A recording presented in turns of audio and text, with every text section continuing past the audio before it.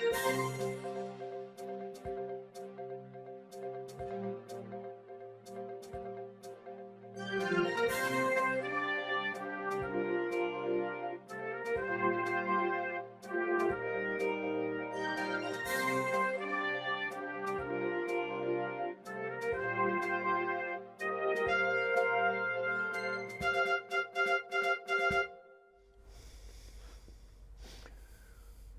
recognize those.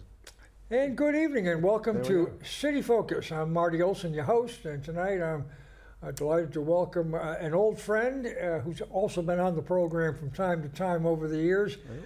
But tonight, his primary capacity of many is president of the Kiwanis Club of New London, and I want to welcome Ted Nelson. Hi, thank you, Martin. Or Marty, as we like to say. Ted and I go back, I don't know, back to the... I want to say at least 1987, maybe 86, whenever you started running. I would have been 85. It would have been 85 then. Okay, I'll go with that. Yeah, you were living in New London at the time. Yep, I was living in New London. I moved to New London in 1978, so I'm a late comer to New London. I grew up. You're not a lifer. I am not a lifer. I'm not in your league, Martin. I am not in your league, but I like New London.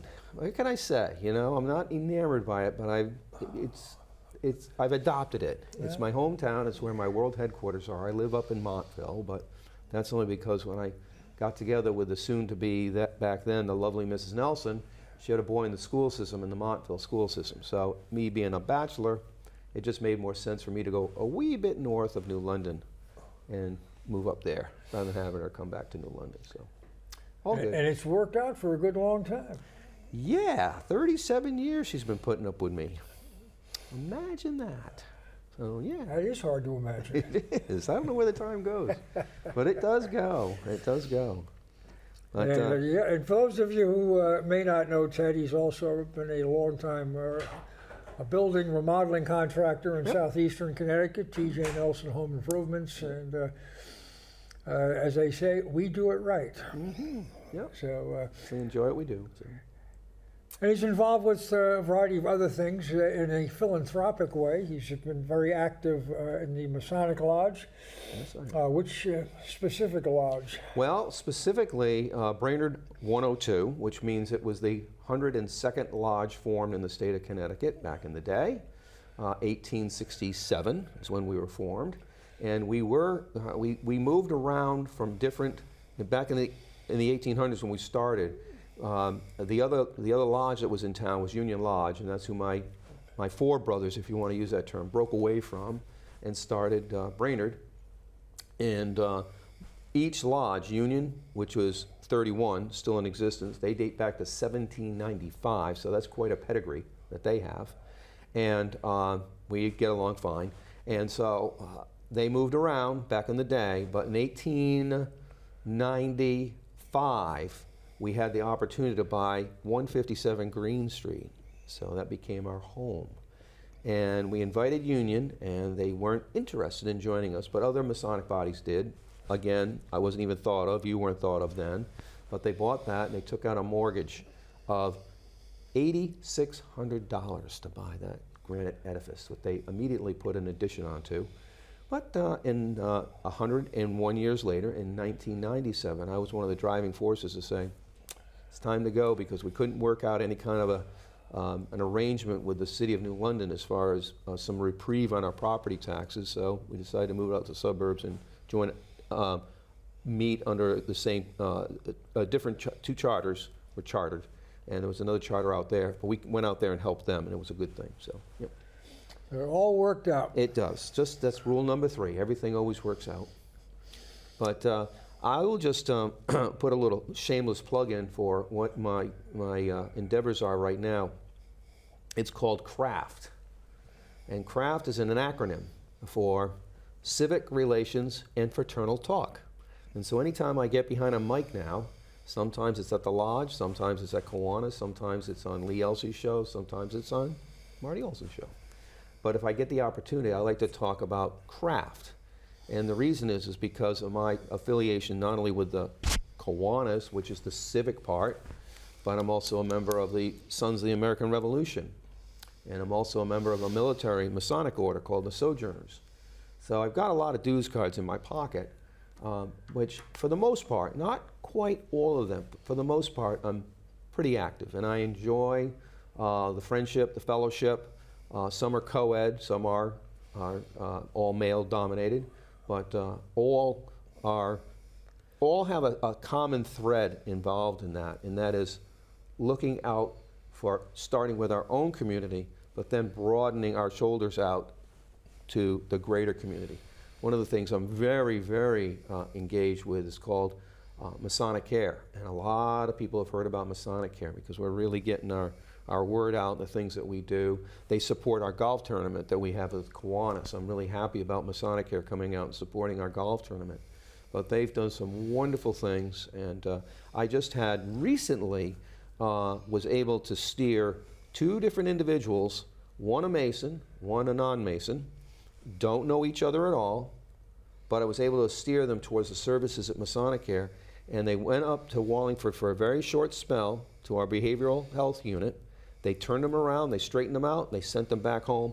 In both cases, I might add, in both cases, the families, one was related to our dear friend Jimmy Zito. Yep. And I won't say any more than that, but I will just say that he knew about this, and they turned things around when the doctors all locally were telling them, you need to place your loved one in an institution for the rest of their lives. And Masonic Care was able to not only turn them around, get them better, but sent them back home within a few weeks, maybe even 2 weeks. So I was really impressed with that. So That's terrific. I just live for that stuff, Marty. You know, I just live for it. God has blessed me, and I'm so grateful. I got saved when I was a young man in church, and I've devoted my life to Him in His service. I thank Him for my life. Everything that I have, I owe to my God.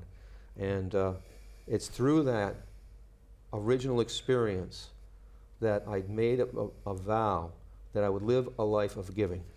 And I love to give. It just makes me feel so good to give. And it's not about the money. It's about the engagement with people, the socialization of it. It's not always about the money. I get a little bit of money every once in a while, and I give it away. You know, what little I get, just give it away. It's okay. There's more where it came from. Yeah, But as long as I've known you, and I've got you by a few years, not too many, but go for it. is that you've been engaged in service through the organizations that you are affiliated with. Yep. And giving back, and as have I. I go back to my mid-30s with the Kiwanis Club and the Elks Lodge in London. Mm-hmm. And how all organizations, as we speak today, although I think if you really did a history of many of the organizations, it's an ongoing problem and has been for years, and that is getting younger people involved. We got involved in our 30s. We did. And I got involved in my 20s. And that is more the exception rather than the rule. Back then, it was the exception, and still to this day, it's the exception. But where my local lodge is having, and when I say local, we're out in Niantic, we're having a resurgence of young people coming in. And oh my gosh, what a blessing it is to be around these young people. They're engaged, they can do the heavy lifting. You know, it's just wonderful. But yeah, you introduced me to Kiwanis. I am always grateful for that. I would have never had a connection to Kiwanis if it hadn't been of you introducing me to it. And it's not, I knew about the Lions, and I particularly knew about the Rotarians. I knew they do a lot of good things. But the Rotarians, they've got a attendance thing. You have to make every meeting. You can miss a few, but you have to do makeup meetings. And I thought, that was a little rigid for me. Well, so I joined the Kiwanis. That rule is rigid with them, and it's one of those deals there where, you know, if you don't meet it, they will politely nudge you out. Yeah. Well, at any rate, think about it. I love my Rotarian friends. They're all great people. But what happened to me with Kiwanis is I ended up getting perfect attendance because he didn't require that I do. Yeah. You know, so I think. And that's sort of about the thing with Freemasonry as well. We don't really go out actively seeking new members. We wait for them to come to us because it's sort of, I've always thought about it the same lines as like good sales people are, they're they're always more engaged when someone is asking them about their services rather than you knocking on their door and say, you really need this pot, you really need this pen, you really need this brand new mousetrap. You know, they might. There's nothing wrong with that kind of tactic. But as far as the fraternal world is concerned, or the civic world and the civic organizations, is if you beg them to join, they'll join on their terms, and it may not be the results you were looking for as far as the leadership is concerned and the goals that you have. But if they're asking about it and says, wow, what's Kiwanis doing? You guys are raising money in a golf tournament? Hey, sign me up. I'd like to help out with that. Yep. And all of a sudden they find a place to plug in and get involved and get engaged, meet new friends. I've got all kinds of friends at Kiwanis I would have never had anywhere else. You and I were already friends before, but I've made so many more friends through Kiwanis. Many of them are not Masons. Every once in a while I'll meet a fellow Kiwanian that's a Mason too, but not always. They're the ones that are the higher ups, I should say, that are in Kiwanis. That's their world. And I respect that. It should be their world. That's what they thrive in. You went all the way up to be governor. You probably don't say that too much to your audience. But Marty's been really, really active with Kiwanis. And he mentioned I'm a president. Well, I was a president, back in the early aughts, so maybe 99 You've been a or president 2000. once before. I've been president a number of times. You have been. God bless you, holding us together. We appreciate that. But then you can go up a little bit higher and you can become a lieutenant governor, which means that they ask you to oversee like a dozen or more clubs, thereabouts, okay? And if you're really good at that, you really like that adventure, you can go up even higher and become governor of the entire district. Did I get it? District. Kiwanis. Got it. District of Kiwanis. So there you go. So it's a fun thing to do. And I would have never met the Grills if it hadn't been for you in Kiwanis. I would have never met Gordon Jackson, wonderful, wonderful man. And our namesake, you beat me to the punch, John Kachansky. I would have never met him and Bobby if it hadn't been for Kiwanis. So I urge you. Now, there's something. You're a history teacher and you're a history buff. I picked this up along the way, and maybe you can verify this, because I have not read, I'd never pronounce his name right, but he's that French aristocrat that came through the United States in its early formation, and he wrote American Democracy. De Tocqueville. De Tocqueville. See, I told you I couldn't pronounce it right. My grandfather was fluent in Latin. Me, not so. Okay, at any rate, one of the things that was shared with me, I did not read this, and if you know this, I would love to know where it is in there. But somewhere in there, he shared that one of the unique things about American democracy is our fraternal groups and our civic groups. He keyed in on that those groups were where on the local level, one of the terms they say that all politics is local. They'll say that, you heard that, you would know.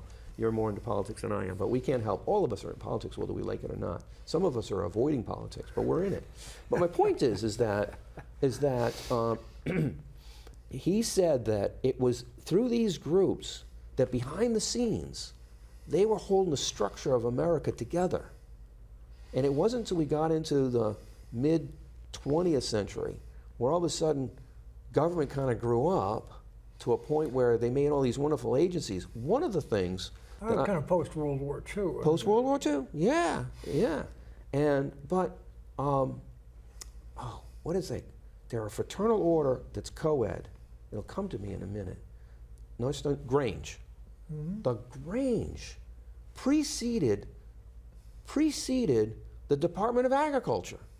They were the brainchild of the Department of Agriculture. And so now the Granges are almost ineffective because all of the things all the ideas that they came together and all the networking that they did for the farmers all across this country and the farm families all across this country, the government learned about through them and have implemented many of their ideas. And so it's almost like now they kind of take a back seat to it, but they still have Grange halls. I work with the Grange every summer. Yeah, well, I mean, the Grange is back when you're dealing with primarily small family farms. Correct. I mean, farming now is highly corporate and big business. Big business, we agree. Yep. ADM, Archer Daniel Midland, Yep. and But their fundamental roots came from that organization, which is interesting to me. I just find it fascinating. But I'm a wee bit of a history buff, so just a wee bit. But through the Masonic Lodge, I mean, you are also affiliated with the Shriners. I am. My Shriner hat's out in the truck. And my I Shriner hat's believe right over you there. are a. I'm not fully familiar with all the. The appendant and concordant bodies. Yeah. But I mean, you've always tossed around the Scottish Rite. I love the Scottish Rite. I have a lot of fun with the Scottish Rite. So there are other elements regarding and within the Masons that whatever may interest the members, there's things to do. Yes, and every one of those orders, including one called the Daughters of the Nile, a bona fide sorority in our order. And they have to be ladies that are related to or invited by, they do an invitational thing, by Shriners. So they're a subgroup of the Shriners. But as soon as they open their meeting, all the men have to leave. No men can be in the room. Women only. Whereas the Order of Eastern Star, a lot of people have heard about OES, Order of Eastern Star. They are a co-ed order that is based on a matriarchal leadership. Weird, but that's how they do it. And it's their thing, and it's very interesting. I'm a member of that too. I'm kind of a sideliner there, but I'm very sympathetic to their cause.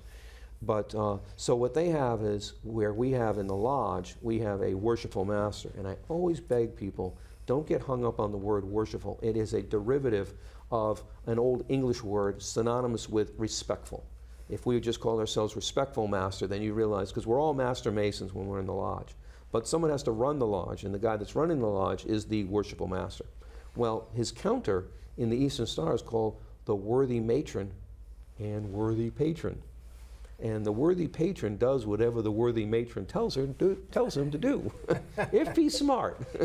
If he's smart. And it's been, what's fun about that order is that being it's co-ed, husband and wives can be a member of the same chapter, and they do a lot of fun things together. And then some other gals, their husbands aren't interested, they're more interested in masonry, or not at all, but the gals are because they are related to a mason. And they'll co-opt another brother to be their partner, but he still has to do what she says, so I find that interesting. So just a little fodder. Very good. So that's a little bit of an intro here for Ted and some of the other things that he does besides the Kiwanis Club of New London. And you've been a member now for, I'm guessing, in the neighborhood of 30 years. Oh, north of 30. I'm 39. Oh, whoa, wait a minute. I'm mixing up the two orders. Excuse me.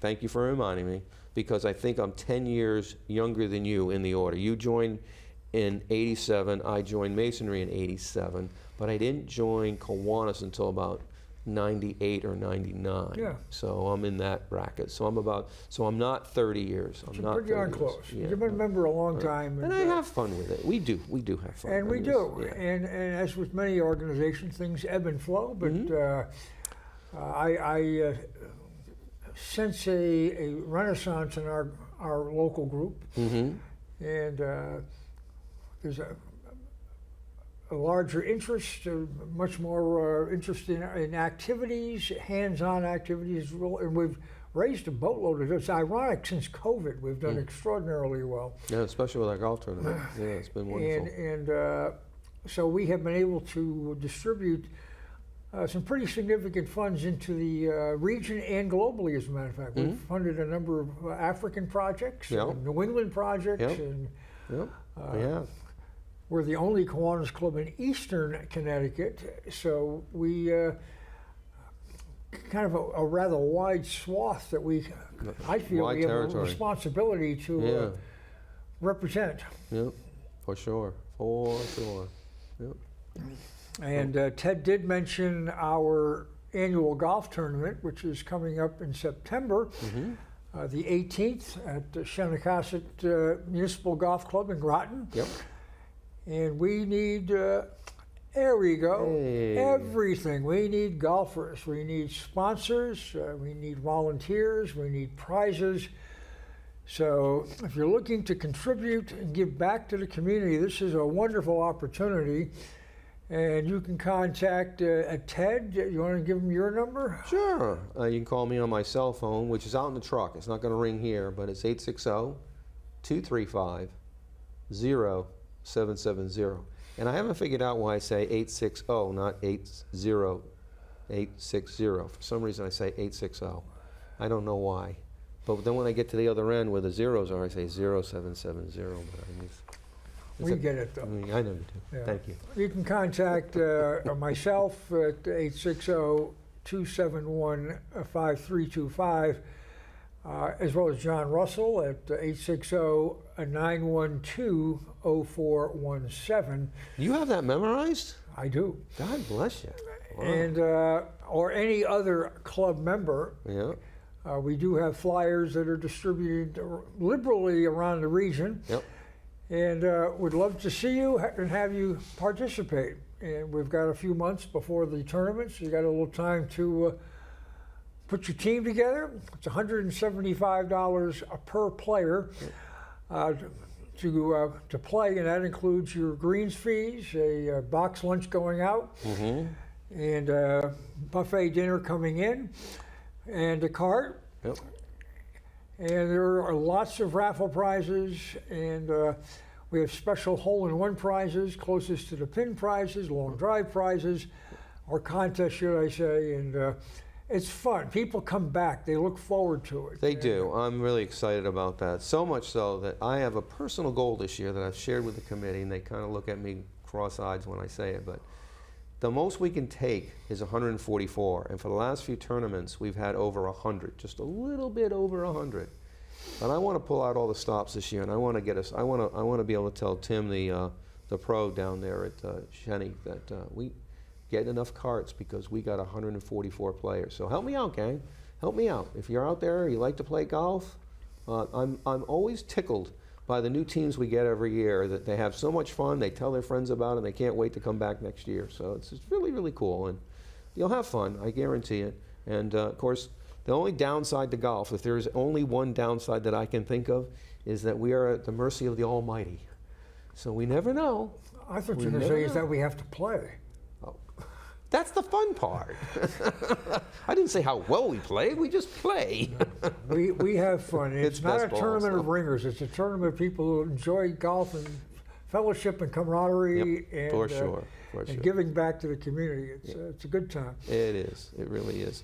And then giving back to the community, as Marty's been intimating here, is what we do with the money.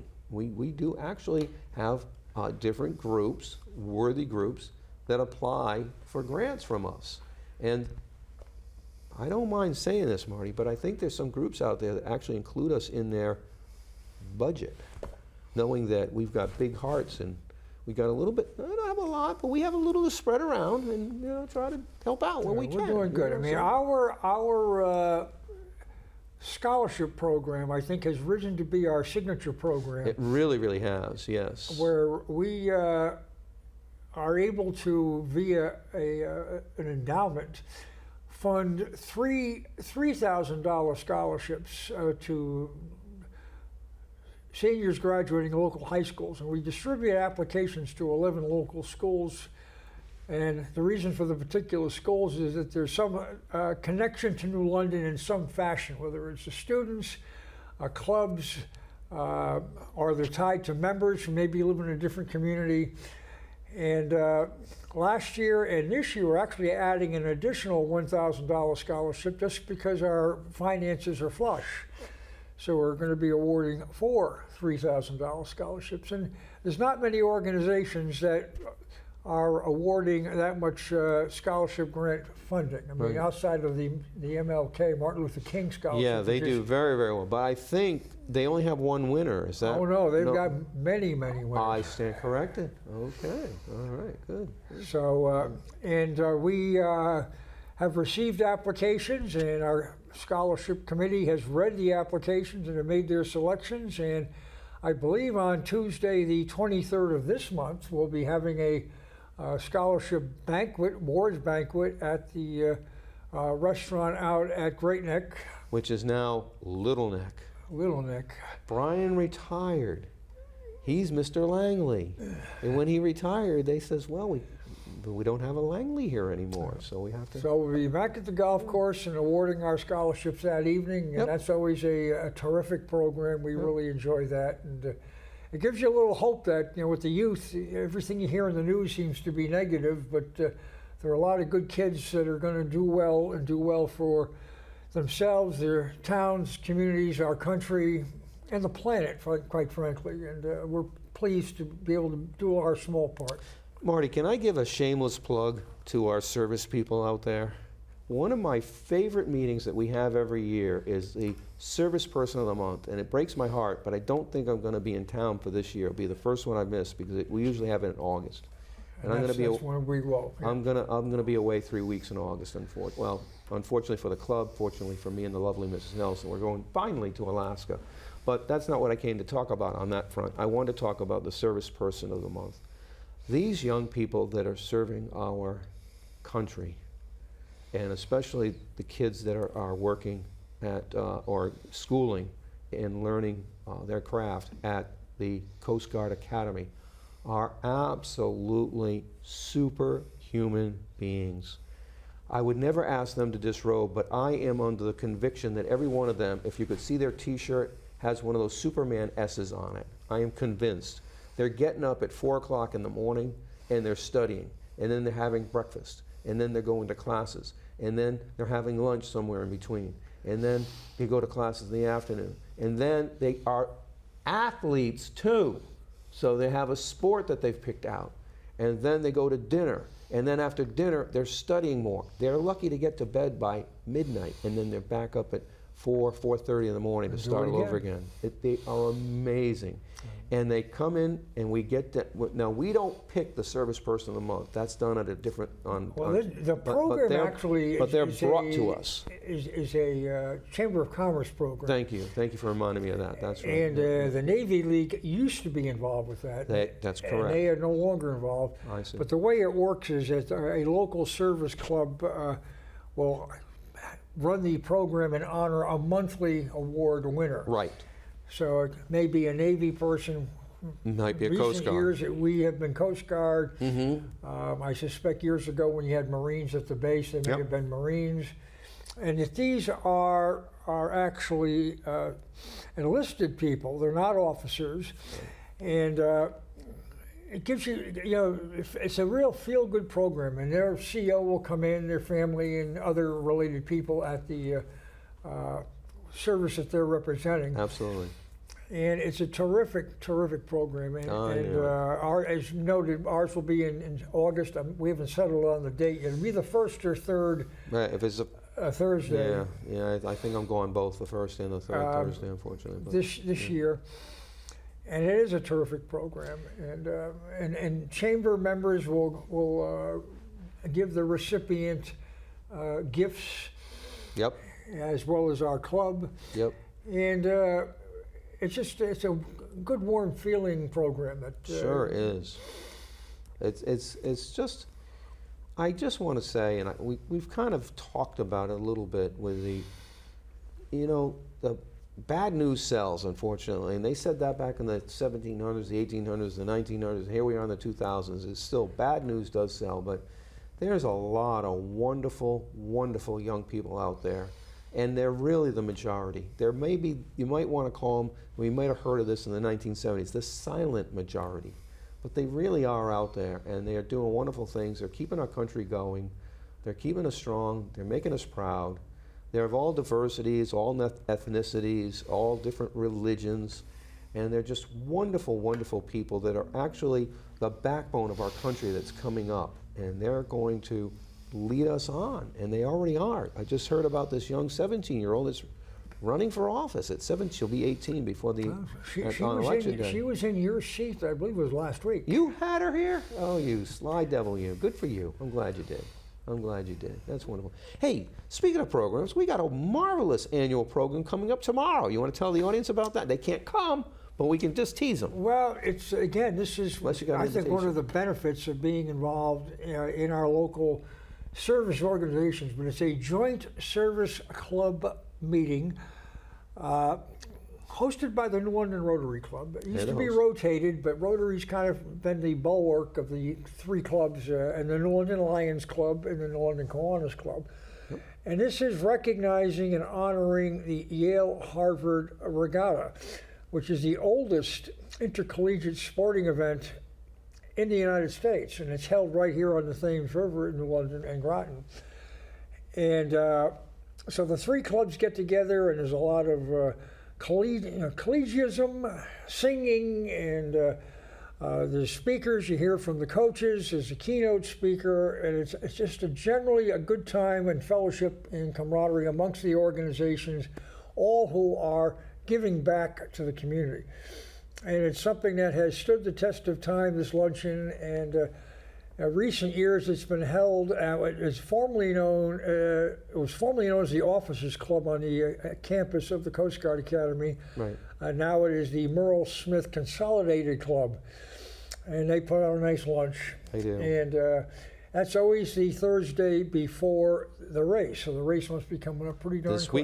This weekend. It will be coming this weekend. Yeah, and it's funny how things ebb and flow regarding the boating, but for years Harvard under Harry Parker dominated, and he retired, and Yale's had a coach named, I think it was Gladstone, and then for a period of time they dominated, and now Yale's got a new coach, Harvard's got a new coach, and things kind of are going back and forth a little bit.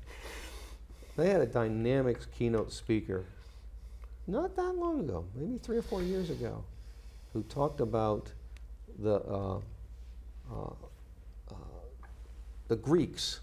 They are all divided into their city-states, and they were ramming their boats. Is the way you beat your enemy, because they didn't have guns. This is BC, but you outmanned the opposing vessel forces. And he talked about how the fog cleared just in time, and they took their boat and rammed it right through the center bow, in the center of the other ship, and won the day. So it's like, okay. So, but that's rowing. They rowed. Well, I'm going to just take a quick break here, Ted. We're going to have a couple of PSAs here in the middle of the program. All right. We have here in New London at Ocean Beach Park on Mondays through the summer months, cruise night, classic car cruise night, and it's free admission after 5 o'clock, and it's a lot of fun. And you get a lot of old cars, antique cars, muscle cars, antique motorcycles, and and I'm not much of a car guy, but I enjoy seeing some of the older stuff, and it's a social night. You'll see a lot of your friends, people that maybe you don't run into on a regular basis. Maybe it's a nice time to walk the boardwalk, maybe get a soft serve ice cream.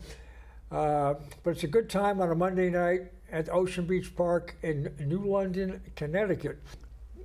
But one of the things that with the Kiwanis Club that I think is important to note, because we're always looking for folks that are interested in giving back to the community as well. So if you're looking for something to do, and I know folks always have things on their plate, but it's an opportunity to do things collectively where it's like when you're talking about our scholarships. Right. Who is going to give away a $3,000 scholarship to a stranger? But collectively as a club, we can raise that amount of money and have an endowment or self-perpetuating, and you can award and see and reward young people to go to college in that type of a setting. Right. So we collaborate, and that's an important consideration that we as an organization do. And we have a couple of service projects coming up toward the end of the month in that vein. The New London Lodge of Elks has a Lids for Kids, which I believe is on the last Saturday of the month, which our club has voted to volunteer. So we'll have club members assisting the Elks Lodge with this project, where young people get basically a bike riding course on the parking lot down there on Washington Street. And does lid, The lid is a helmet. Is the helmet, that's what I thought. Okay. So the kids, when they get through the course and pass it, and I haven't seen a kid who hasn't passed yet. Right, yeah, they all pass. You failed. No, We not don't a do bike- that. No, not a bike ride, come on. And so we work with the Elks Lodge, and we'll help. And kids from the area and the neighborhood will go down to the lodge, and that's downtown New London. And it meets our mission, which is, although we do community activities, we are primarily focused on youth, but not exclusively. But the Lids for Kids certainly fits the Fits bill. that bill, yeah, absolutely. Yep. And then we will be doing, I think the following night, as a matter of fact, we're going to be working with the Ocean Beach Park again. Oh, I know where you're going with that. With, the crazy hat? The Silly Hat. Silly Parade. hat, silly hat. Okay. And that's in memory of Tony Pirro, longtime director of Ocean Beach Park. Yeah. And we'll also be recognizing and honoring Donna Vendetto, who's an icon in New London, longtime teacher. She was the our Key Club faculty advisor for many, many Back years. in the day. But the kids go down there and they'll get a goodie bag, and they get to parade up and down the boardwalk. And the sillier the hat, the better. So it's a lot of fun, and it's an opportunity for the club to get involved again with the youth activity. Sure. Great. I've been hearing about that. Up, and they're both sneaking up. Yeah.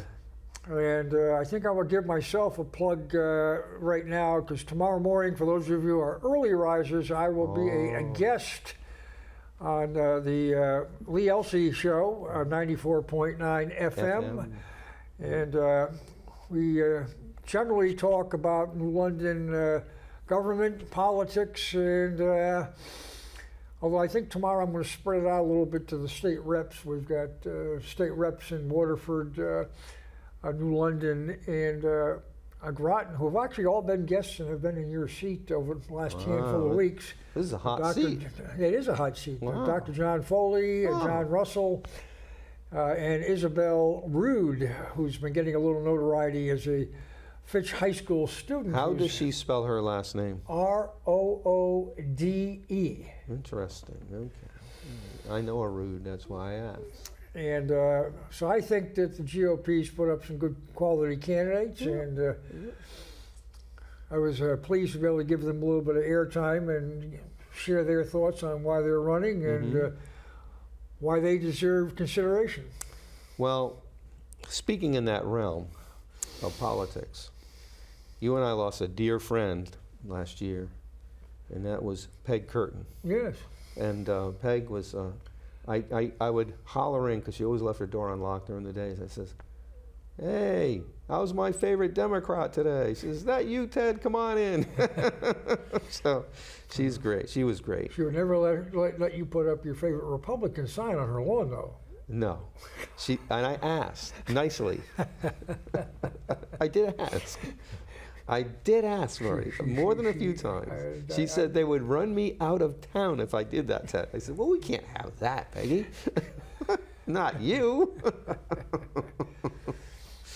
But she was a good sport. And another dear friend that the Republican Town Committee has been celebrating for a few years, and I don't know if they did it this spring or not, was Emma Lincoln. Yes. And I had an opportunity and I blew it. Don't you hate it when you realize after the fact you could have done something and it's gone, the train left?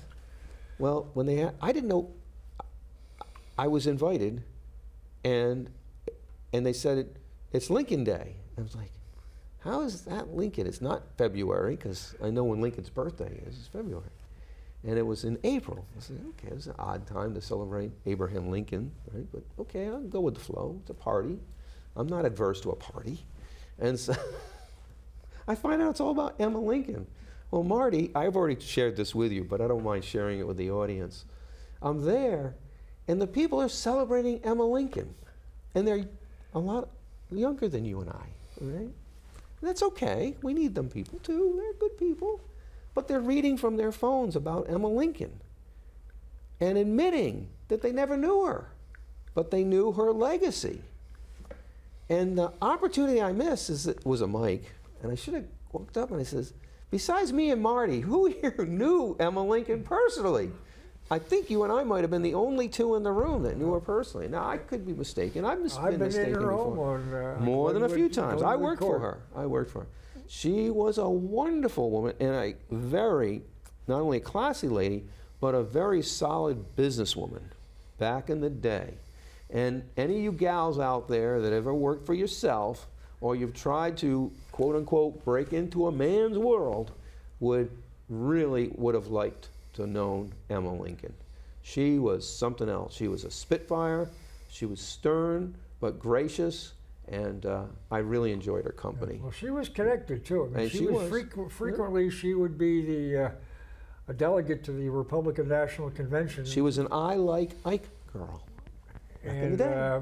Back in the day. She had a personal rapport with Governor Rowland. Yeah, I mean, yeah. she was somebody who could call up Rowland, and Rowland would take that call. There you go. You or I call Rowland, I don't know if he would. I got about 6 seconds. It's kind of like that commercial on TV where the guy goes into the sauna and he does his business. I've got 20 seconds. Make it happen. So it's all good, all good. But just, two women, two single women, I might add. Neither one ever married. Peg never married and Emma never married. But they were both opposites. Emma, Republican, and Peggy, Democrat. But my understanding was they had a mutual respect for each other. That was my understanding. I never heard either one say an ill word about the other. That's a novelty in this day and age. So I really admire them. I admire Today's them. day and age, it's the good guys and the bad guys, I know, depending on which side you're on. I know. And working together is Well, not a word you hear very often, or words. My father, I just found out that our fathers shared the same advice to their sons. And they said that an intelligent man does not need to use foul language because an intelligent man has a large vocabulary that can make you feel like some of that name calling without name calling. Okay. Something to be said for that. I miss my pop. He was a good guy. But that's that. In our remaining few moments, I just think we can share some other things that our club does that over the course of a year, I mean, we are a year-round organization. Yeah, some clubs don't meet in the summer. Yeah. I just found that out. But go ahead. I mean, go ahead. in a less than 2 weeks now, you and I, and Jimmy Bowdy, who's our club treasurer, Yep. and a guest of yours are going to be Linda. representing the club, and we'll be participating in the London Lodge of Elks golf tournament at Pequot Golf Club out in North Stonington. On my father's anniversary of his birth. He was a June 12th baby once upon a time, so we're playing golf on my father's birthday. Yeah. How about that? And I mean, we think that our club has made a point, especially I would say over the last dozen years or so, maybe longer, to try to support our fellow service organizations That's right. in London. That's right. And it's become kind of a reciprocal thing. Amen. And it's, I think it makes for good feelings. You It get to really meet does. folks, Really and does. we're all on the same team to give back and make our community a better place. Yep. Absolutely. They're not doing it. I think they either lost their steam or couldn't find their way. But the Rotary actually had it for a couple of years in a row. They were trying to have a golf tournament. Now, you and I played in it, and we had fun there. But I don't think they're doing that anymore. At least I haven't heard about it if they are, because Brian. I think they do, but they don't. They don't They solicit haven't us? reached out to us. That I don't know Well, why. I still love them. They can talk to me. It's no problem. So, but no, I'm happy to. When I was a young man, I was looking to get connected to more than just the church, and Marty came to my aid and told me about. But I had friends telling me about the Elks, and I think the Elks do wonderful things. Don't get me wrong, but they were trying to entice me about the bar that they had at every Elks Club, and I says, well, okay, that's interesting, but I don't drink, so what else would I do? And they started scratching their head. well, why else would you go? I says, I don't know. So I never found out about the fraternity until later on after I'd been in Masonry and found out that they're very, very similar to Masonry because they're brothers too. But that's a big difference between Kiwanis, Lions, and Rotary is that we do not own property. Correct. We meet, well, in our case, we're meeting twice a month regularly Right. at a local restaurant. Correct. And so does the Lions And and the Rotary. Rotary, correct. Where when you have the Elks or maybe the Eagles Club or the Right. Moose Club, Or the lodge, we got property. Lodge, the VFW, Right. American Legion, that they own buildings. Yeah, which brings on its own set of problems as far as you got to take care of buildings. You can't just come and visit and hope that the roof doesn't leak. Well, the VFW in London's had its roofing problems. Yeah, so there you go. There you go. So there are differences, and Yep. Well, that's why that's my acronym again, CRAFT. You know, civic relations and fraternal talk, because the civic orders have their place and their relations, and the fraternity as male dominated. Fraternity, by the word itself, the root is fraternal, is male, but they're doing good things all around the community, and of course women are always involved. I want to give credit to both the three main service organizations you talked about. It was in the late 80s that all of them, they all started out as businessmen's clubs, and by the late 80s, all of them, as I understand it, I don't think anyone forced them to do this, but they all agreed to go co-ed in the late 80s. well, And I wouldn't say that it was done willingly. I mean, Rotary was sued, Were they? That I did not know. Okay. and that. I have to come on TV to get an education, but that's well, okay. Well, I No, don't leave I'm our hip. viewers with a Yeah, false. Okay. And it went to the Supreme Court, Mm. and Rotary lost. And shortly thereafter, the Lions and the Kiwanis voluntarily fell in line. Because they didn't want to suffer They the could same. do the same thing, and the precedent had been set, and they would lose. Gotcha. Yep. I was the year I joined the club in 1987. It was the year that the Northern Kiwanis Club began to admit women. As a matter of Okay. fact, when I came in with attorney Barbara Quinn, who ended up becoming Judge Barbara Quinn. Oh, Her tenure in the club was not that long, but I remember when they had a piece in the paper, first women in Kiwanis in the day paper, bold headline. well, Big article, and then the last sentence. Oh, and Marty Olsen joined too. yeah, how about that? Well, we have another mutual friend, Millie Devine, Yes. and she was the first. She always says she's the second woman to join the Thames Club, which was an all-men's club back in the day. Because what they did is they actually, once they agreed to have women, they went right to their manager, who's female, and they made her the honorary first woman. But really, out of the business community, in the way that you would come to the Kiwanis Club through a business, it was Millie. And I've gotten to be really good friends with her over the years, and she's just wonderful. And she wrote her own autobiography. You do write, that's the definition of autobiography, but she's got a wonderful autobiography, if you ever get a chance to pick it up, called Sunrise, Sunset. And she's lived a very, very interesting life, and she shares it in her book. So I thought that's pretty cool. Well, and she has been a. Has she been a guest? She has been.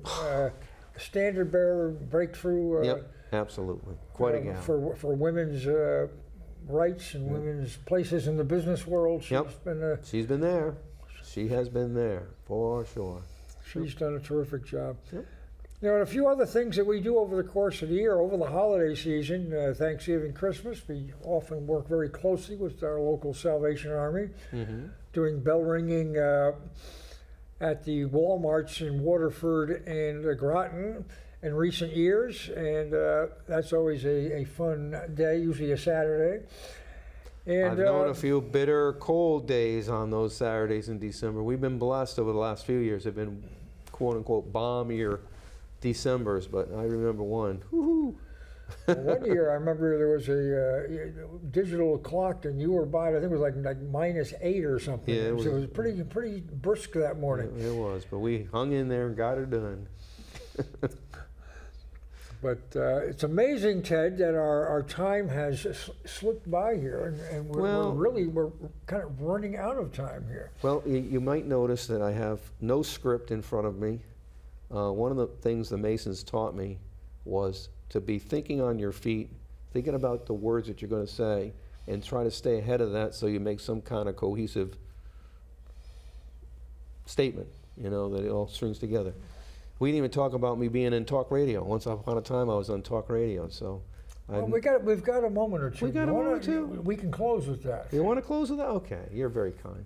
So, here I am, a young businessman in New London, and I finally arrived. I got a storefront downtown New London, and it was 1988. I started renting a little storefront on Union Street. It had a glass door in the center and 2 walls of glass that would V out to a flat window glass parallel with the street. 200 square feet, huge place. But I arrived, I was there, and I was so happy that I was no longer working my business out of my apartment or a house. Finally arrived, official office.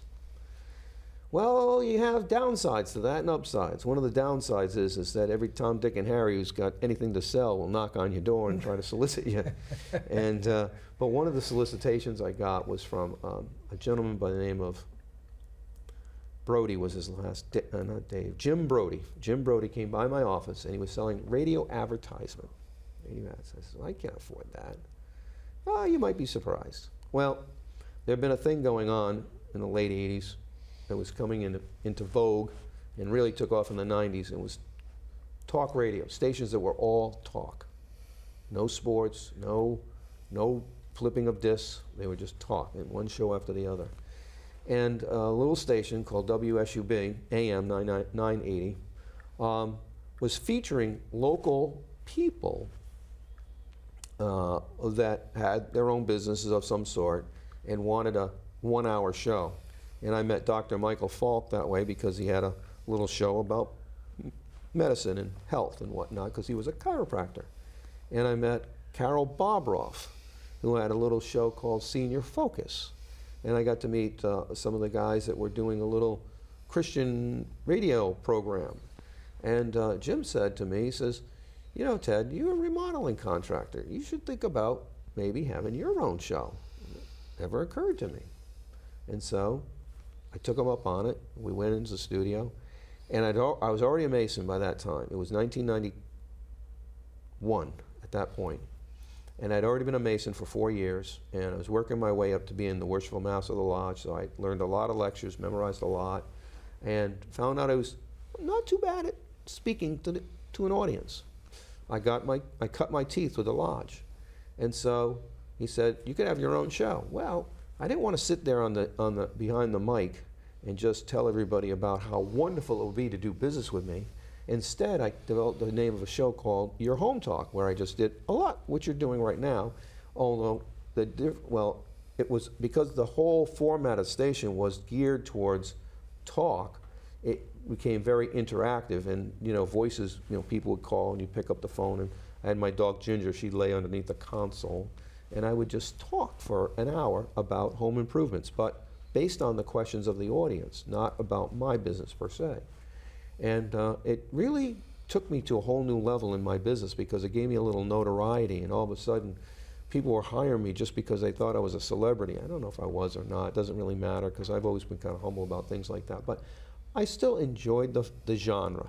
And we did that until 2001. And I'll never forget that summer. And I'm going to leave you, I say we're almost out of time, I'm going to leave you with this. The radio station that I was with, WSUB, had converted to all sports. I was the last show that had a theme that was not sports related. And my show, after the first 6 months of being on the air, I doubled the time to 2 hours. I said, this is fun, I like this, I'm gonna do it, 2 hours. Okay, fine, we negotiated, came up, okay. So here I am, 2 hours on the air, not a single call. Not a single call because it had gone the format had changed, it was all sports. And I knew what was going on. And so finally, the phone rings. It's 9:45. I was on from 8 to 10. So I've been an hour and 45 minutes with no callers. Now, I had a lot to talk about, and I kept it going. I kept talking, because in talk radio, dead air is death. So you got to keep talking. Okay. Phone rings. Your home talk. Ted here. How can I help you? Hey, when's the sports show come on? I says, 15 minutes, pal. Hang in there. Have a great day. Click. And I said, well, that's our show for today. And on that note, we're done. Ted, thank you. You're very welcome. Thanks for having me. It was That's great. It's I'm great. delighted to have you on. I'm delighted to have you as a friend. Thank you. Thanks, folks, for watching.